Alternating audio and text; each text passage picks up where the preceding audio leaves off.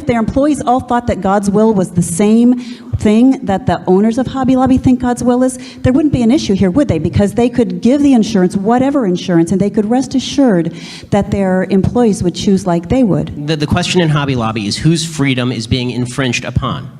Employees' freedom is not infringed upon when they enter into a consensual relationship with an employer that includes certain types of health care. Not consensual. Of course it is. They can quit. Who is forcing them? Where is the gun? Where is the gun? Who is forcing them? Where is the chain? Who is locking them to their desk? Stop with the gun language. The reason that I use the gun language is because locking them to their desk. Stop with the gun language. The reason that I use the gun language is the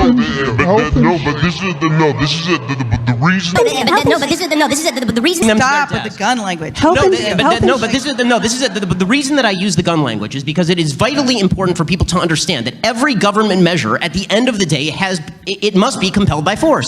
That's what government measures are for. There is a vast difference, a huge difference in terms of personal liberty and freedom between the government compelling behavior and a company saying that we are not going to provide certain types of coverage, and if you don't like that, you can quit or buy your own coverage. There's a vast difference. The gun's the whole issue. I'm feeling really powerful right now. For sure, by the way. You're going to submit to us. Our time of liberalism is here. You drink that fluoride. You take those vaccines. Donald Trump says vaccines might be dangerous because one of his kids got hurt. Shut up! You don't have free speech. You understand? You listen to me. I rule this country now. I'm liberal. Screw him. Ban his free speech right now. Ban it! Let me tell you what else you do. You don't visit InfoWarsLife.com with the #1 new vitamin. He said, and brilliant seg. I mean, he segues right into an ad for some sort of fusion vitamin. So that's great. This guy, by the way, is considered a leading Trump ally, Alex Jones.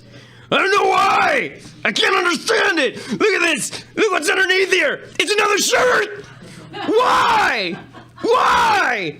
Because I don't want to go to the cleaners that often. That's why. Come on. Okay, so it's just I think it says something about our country when that guy is a leading is a leading advocate for one of the president.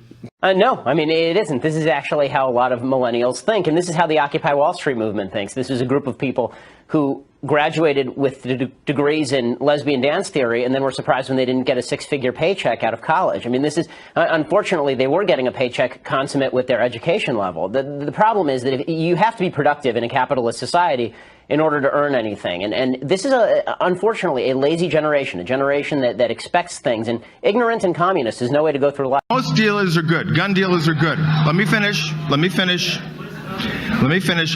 the NRA has all but neutered the ATF. All but neutered. And there are, well, we haven't had an ATF director for the last 10 years. We haven't had an ATF director for the last 10 years because the NRA won't even allow us to have a Surgeon General because the guy wanted common sense gun control. Well, the ATF is a little bit busy smuggling guns south of the border to the drug cartels. And say whether or not he should be considered someone who is a hero and inspirational to other young men out there.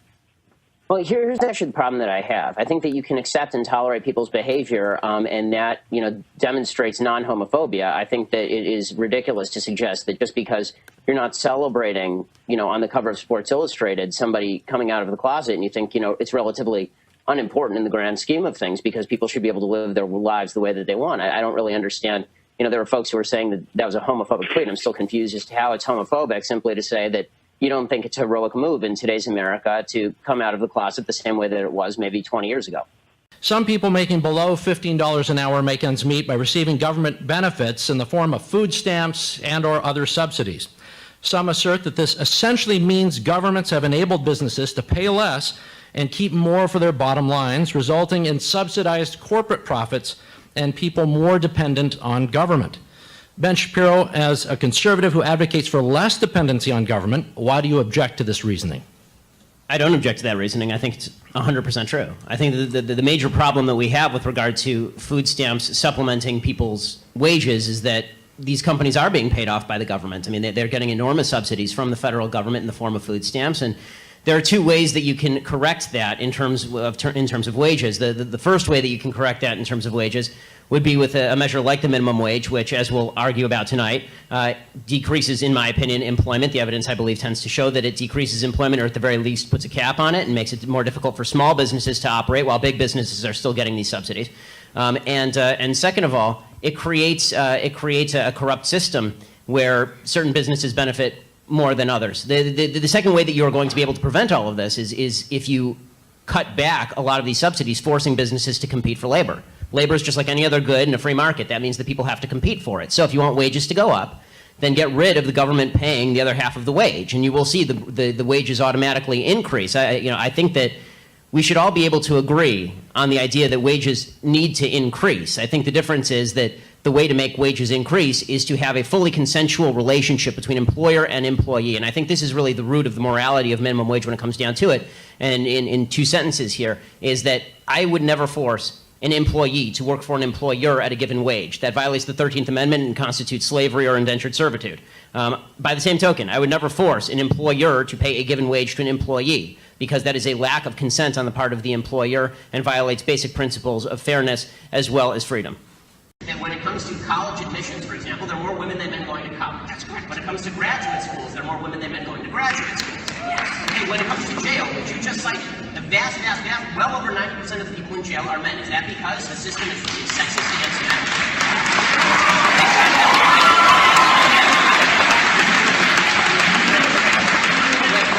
I really argue that the jailing system is now sexist against men because there are more men than women in prison. That's really your argument. It does have to also be the case that more men commit crimes. There you go.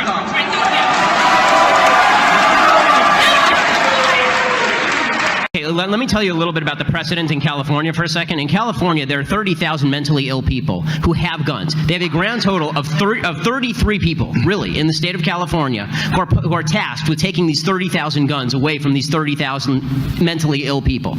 Okay, we're creating a system that is either not going to be enforced or it's going to be over-enforced. This idea, if we can just trust the government, then why aren't we just trusting the government to do the right thing now? I don't understand why a piece of legislation makes them better at what they do. I mean, the government is not very good at what they're doing now. Why does new wording make them not suck? Because part of the reason